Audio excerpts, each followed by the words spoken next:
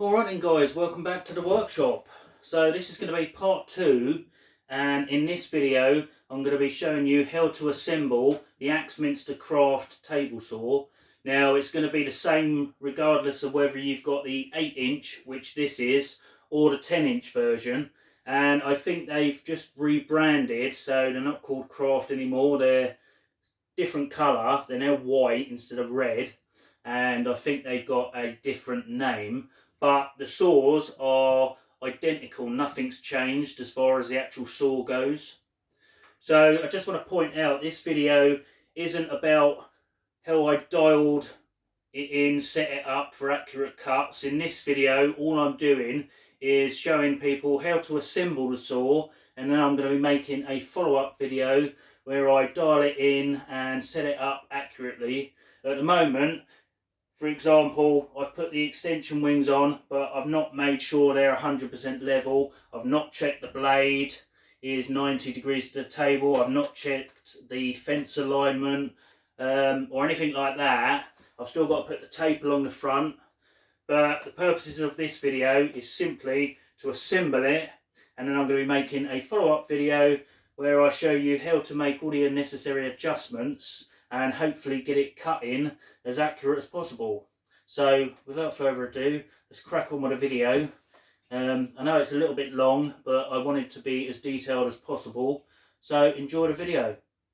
Oh, and before we start, if you're not yet subscribed and it's your first time here on Grumpy's Workshop, then why not consider subscribing, and if you tap the bell to all, you'll be notified as soon as I upload the next video. I'll quickly show you what comes in the box. So the first thing, which I've already taken out, is the base plate for the actual saw itself.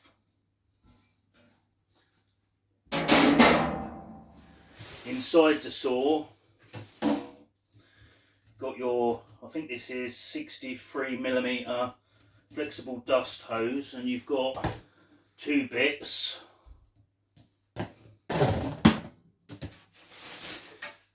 Push stick, driving knife, various tools, hose clips,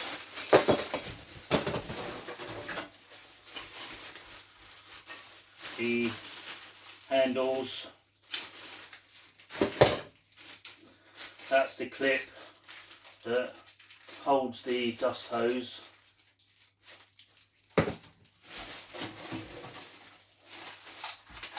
Dust port,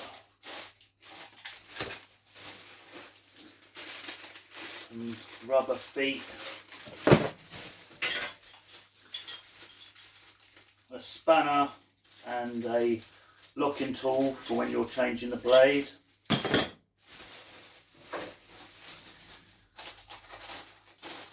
The dust shroud for the top.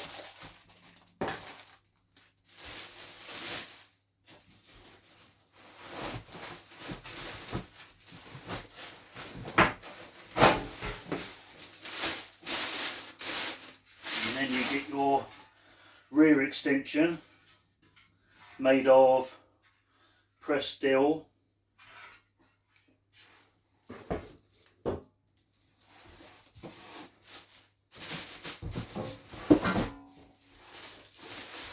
I assume this is the side extension, again made from pressed steel.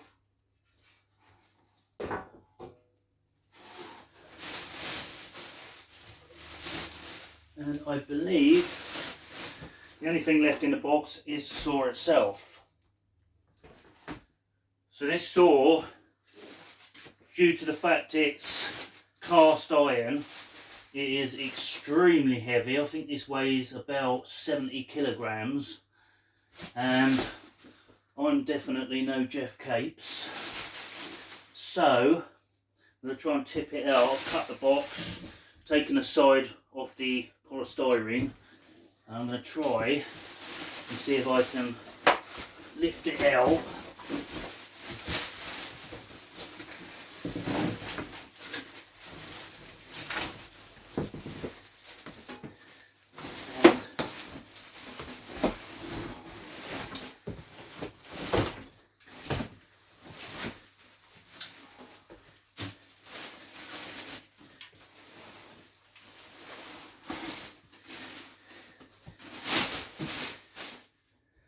So I'll just give you a quick look at the machine inside. Now all this is cast iron, so nice and sturdy. Inside where the blade is, there's a plastic cover in here to close this gap up, so hopefully that should aid with dust connection. So I think the first thing I'm going to do is fit the dust port and then connect the hose, and we go from there. So the dust port actually comes fixed together. Got these small nuts and bolts, 2 washers and a nut. Separate the 2 parts. Then one side goes on the outside. And what you do, I'm going to put a washer on either side.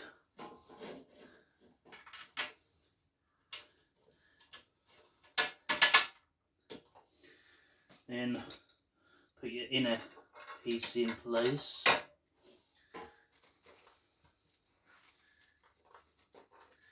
Put your washer on, followed by your nut.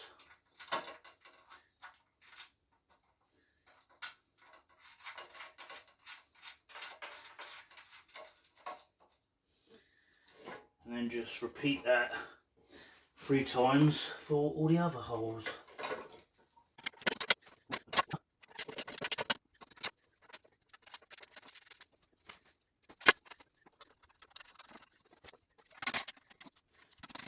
Then you can just tighten them up. They've got Phillips head on one side and 8mm bolt the other side. And then take the shorter piece of the flexible hose in and slide on your hose clips, and then that is going to fix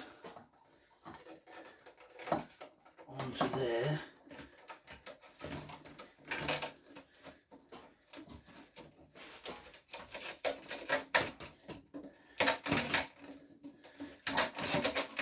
Make sure you slide it on far enough.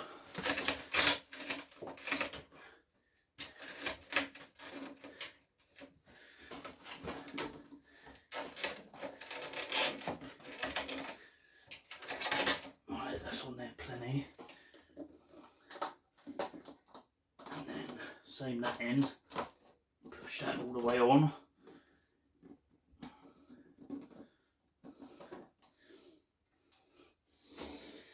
You can tighten them up with either a Phillips or a flathead, doesn't matter which.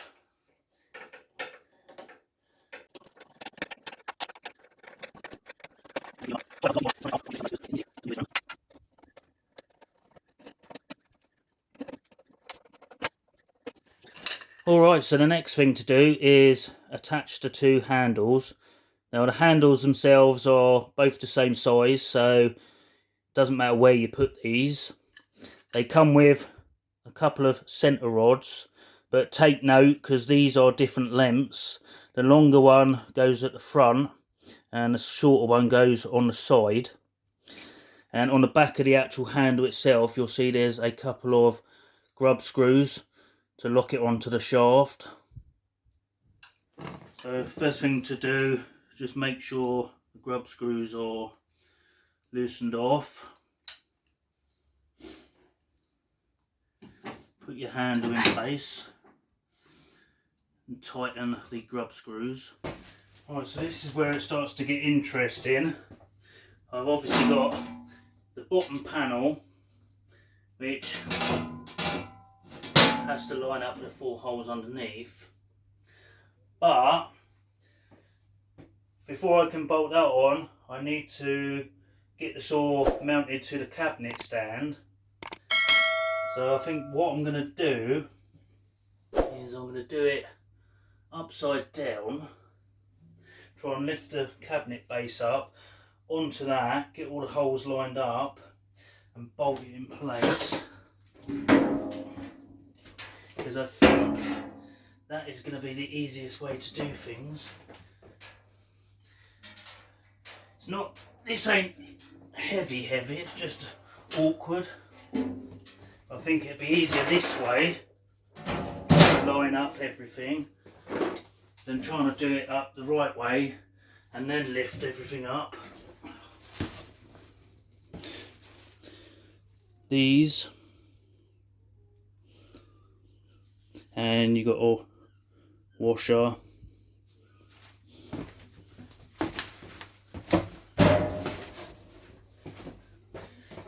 I'm just going to try and line one corner up, not to worry about the rest as of yet.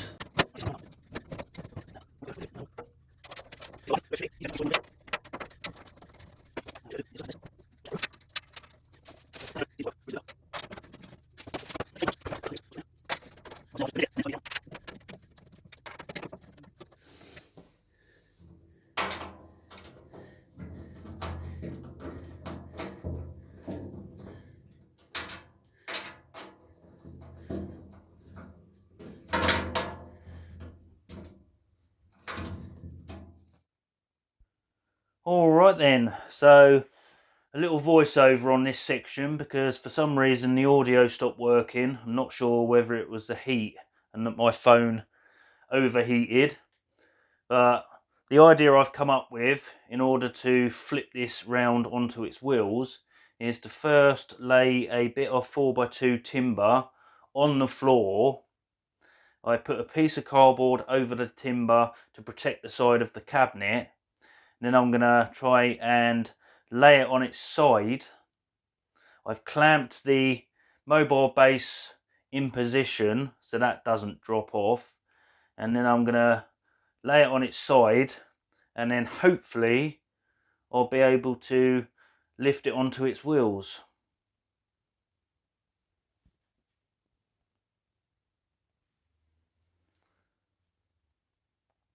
So at this point I wasn't sure whether this was going to work or not.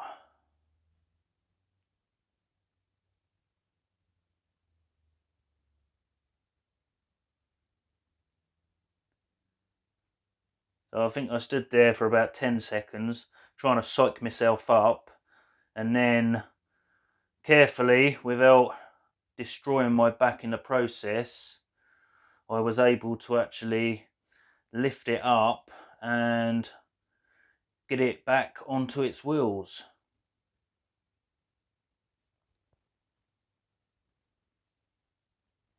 I was actually surprised just how easy this was, so there was no need to worry.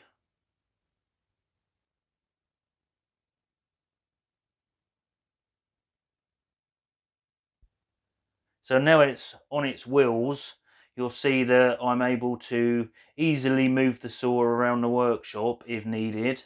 And if I want to lock it in position, it's just a case of flipping the two front levers down.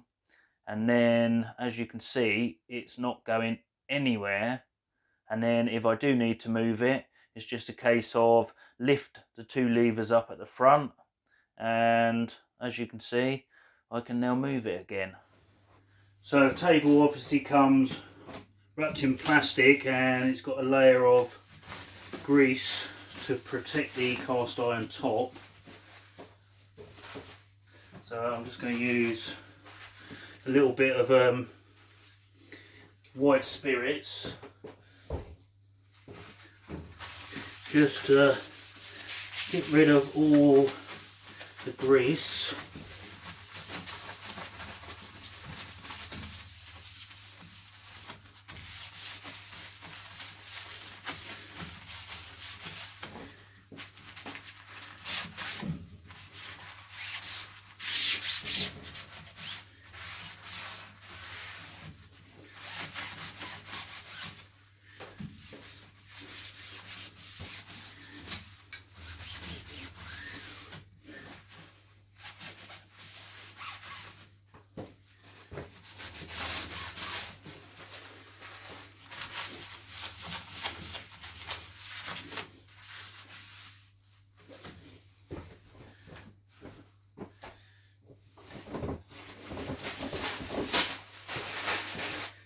And then just buff that off with a clean bit.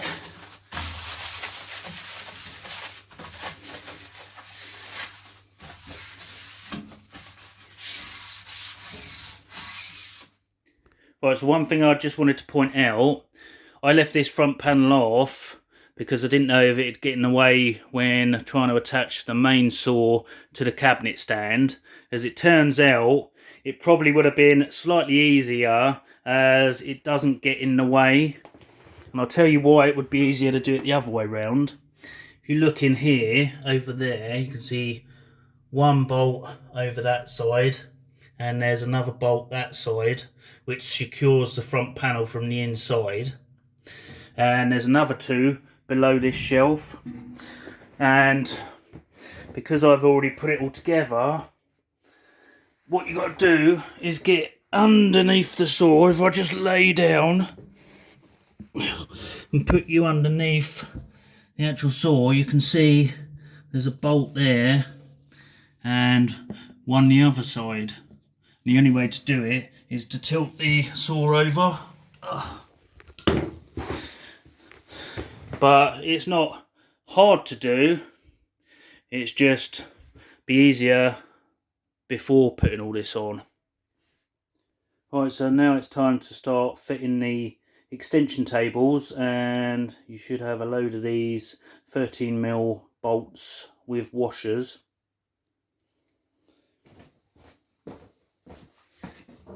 So this is the side table.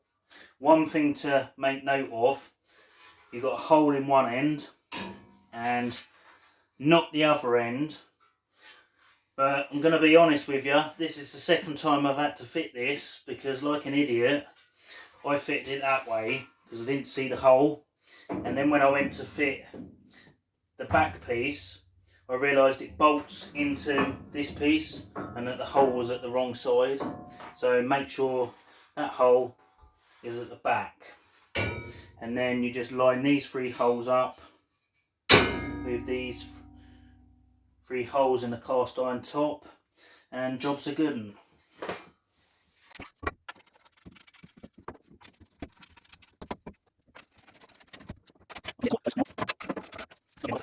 Right, so the rear table fits exactly the same way. Two bolts through into the side of the cast iron table, and then a nut and bolt through to hold the two extension tables together.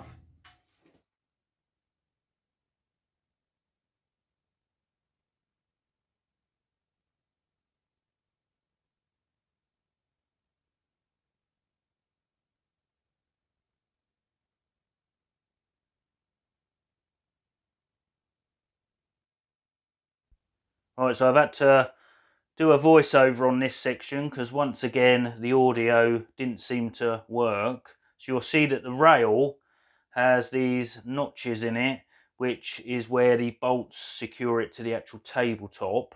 There's two bolts with washers actually already attached to the underside of the cast iron top, both sides. So it's just a case of loosening them off enough in order to slide the rail in between, and then tighten the bolts up. The bolt on the left is fairly easy to get to, but the bolt on the right is a little bit trickier, as you can see. And then there's two further bolts which attach it to the extension table. So next thing to do is fit the riving knife. So on the throat plate you've got 5 Phillips screws. Would have been nice to see some sort of quick release on this, because I can see if you're the sort of person that likes to change the blade quite often, undoing 5 screws every time is going to get a little bit tedious. So undo that. There's 2 bolts and a metal plate. Undo the bolts, and then it's just a case of sliding that down between the 2 plates and tightening the 2 bolts.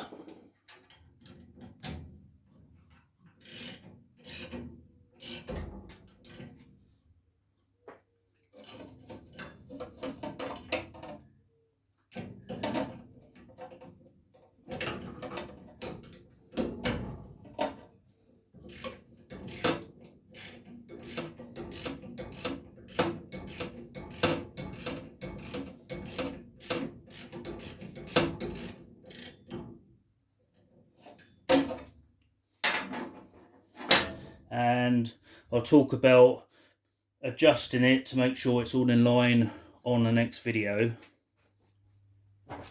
Right, so once you've done the riving knife, time to fit the crown guard. Now, a lot of people mention that once they've fitted this, if they're trying to do thin rips, this gets in the way because it's on the wrong side.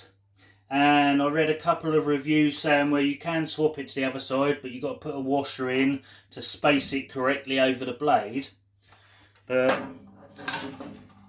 all I did, take the handle off and the washer, push this bit out. It's a little bit tricky, but it does come out. Swap it round, put it in the opposite side.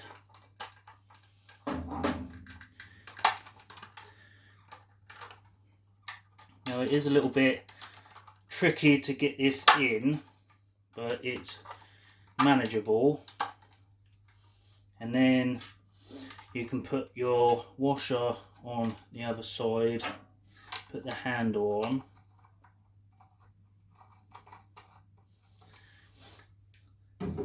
Then you've got to push that down so it locks in place. I did find that if you open up the guard slightly, it makes it a little bit easier to slot that bit in.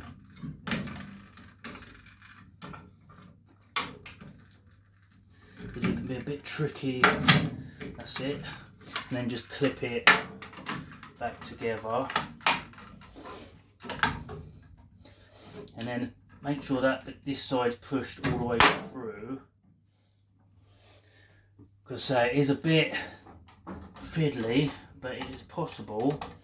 And when you do that bit up and look at it from the front,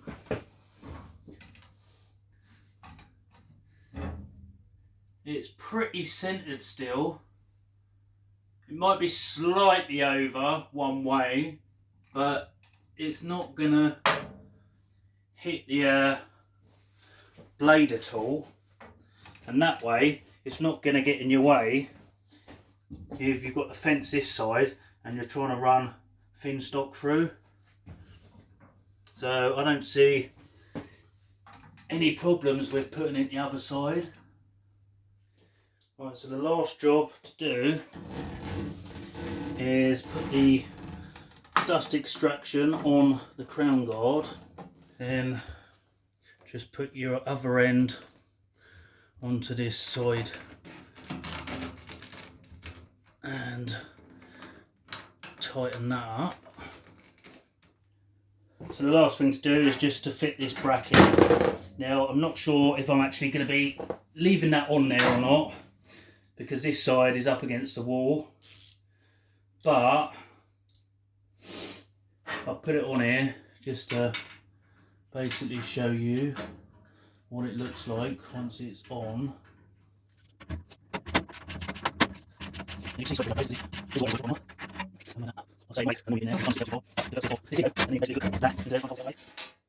Final thing is to put the fence on, and to tighten it down, just push it all the way down and wind it up clockwise, and that tightens it in place. Right, so this also comes with this additional fence. Now this can be fitted this way round or that way round. And one thing I want to point out, so you don't make the same mistake that I just did, there's holes along here as well. So I thought that you just put the bolts through there, and then I was sliding the fence on.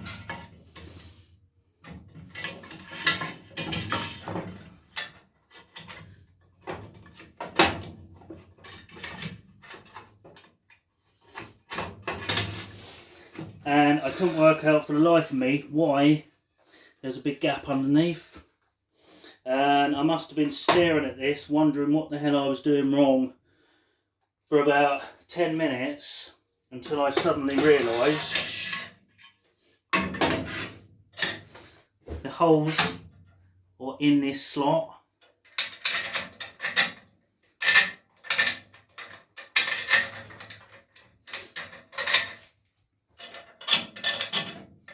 So if you put them through the right slots and then secure it with these butterfly clips on the reverse side,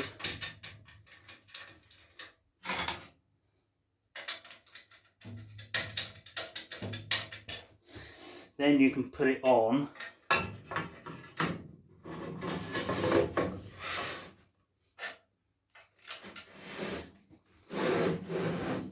and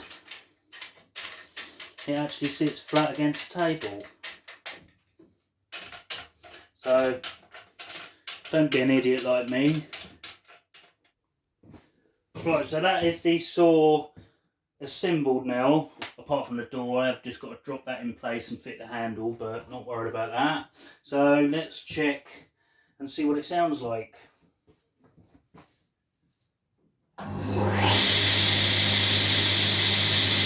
So that's with the saw running, and hopefully you can still hear me if I'm talking in my normal voice.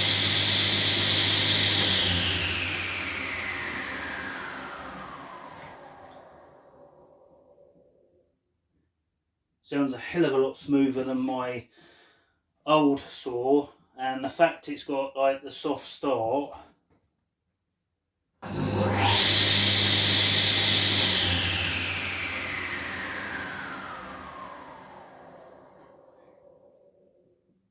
Very nice, I like that.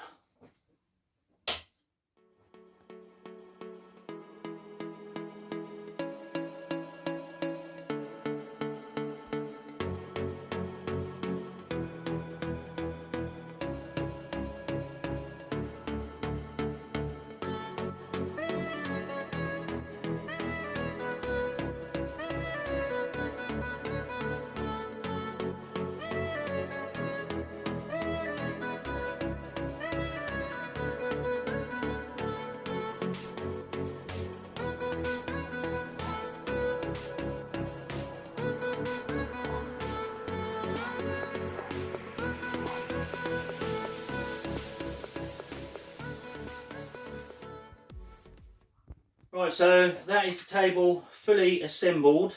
In the next video I'll show you how to make all the necessary adjustments in order to get it cut in as accurate as possible. So look out for that one. I hope this video has been of use to people. As always, I want to thank you for watching the video and supporting the channel. If you're not yet subscribed to the channel, then why not consider subscribing? It's free. So until the next video, thanks for watching, stay safe, and you'll see me in the next video. Cheers for watching, guys.